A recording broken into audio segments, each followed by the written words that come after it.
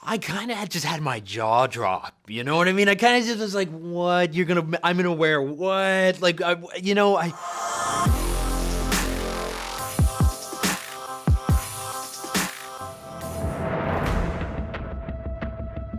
Why did you join the Brotherhood? To hurt the people who hurt me? Hi, Aaron. This is Raffael Alejandro from Entertainment Affair. How are you? I'm so good, Raphael. How are you? I'm very good, thank you. It's so good to meet you and to be here with you today. Yeah, thank you for sitting with me. Thank you for chatting. A lot of people know about the game Fallout, but now we have the TV series. What can we expect with this new show? I think that people can expect the tone of Fallout. If people are fans of the game, they will know and recognize that tone of Fallout. And I think I'm talking about how funny it is in a very clever, witty way. How silly and wild, almost circus-like the violence is of this world. And for people that aren't fans of the game already, I think they'll get introduced to that. And I think it'll be a surprise for people that don't know the Fallout games. It won't be anything that they can't consume along with the Fallout fans. It's more that they'll be surprised, I think, at how funny and how strange and how new the show feels. Amazing. And what can you tell us about your character, Maximus? Well, Maximus is a person different than our other two main characters, Lucy, the Vault Dweller, and Walton, who plays our ghoul. Maximus is Yes. born and raised in the wasteland. He's found himself a member of the Brotherhood of Steel, which is a military faction.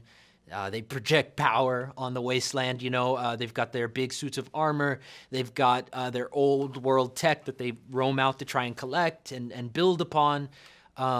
Maximus is a person who's really at war with himself. I think he struggles in knowing what is the difference between a glorious pursuit and what's the difference between something that's noble. And I think we get this wonderful mystery as we develop with Maximus throughout this first season as to who is Maximus truly in these choices that we see him make. Wow, that's very interesting. Tell us about that outfit because it's amazing. Was it like hard to come into it? What did you think when you saw it the first time? I kind of just had my jaw drop. You know what I mean? I kind of just was like, "What?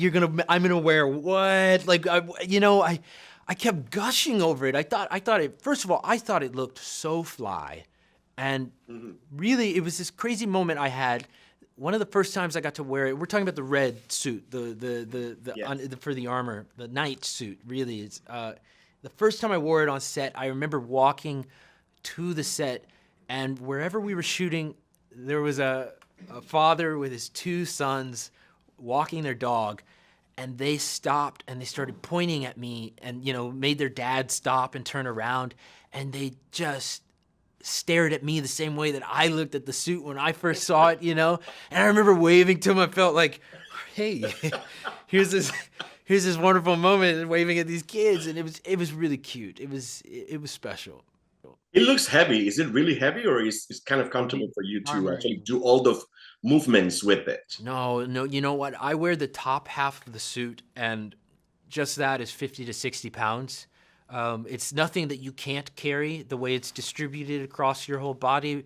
But after 10, 15 minutes, you want to take it off. You know what I mean? It's a real tax on your energy, and if it weren't for the help from everybody, around in the collaboration, you know what I mean? It's amazing. This is a very different character for the other characters that we have seen you before. What's the main difference with Maximus with other characters that you have done with, for example, Fathers 2 and Emancipation, for example? Well, sure. I think Maximus is, you know what? There are some similarities of, I think, Emancipation. I mean, we're talking about characters that are survivors.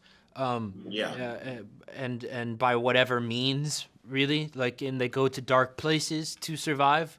But I do think that Maximus and as I try not to reveal too much, you know what I mean? It's just he's got so many different sides to him. I think he's got this idea of what it means to be a knight.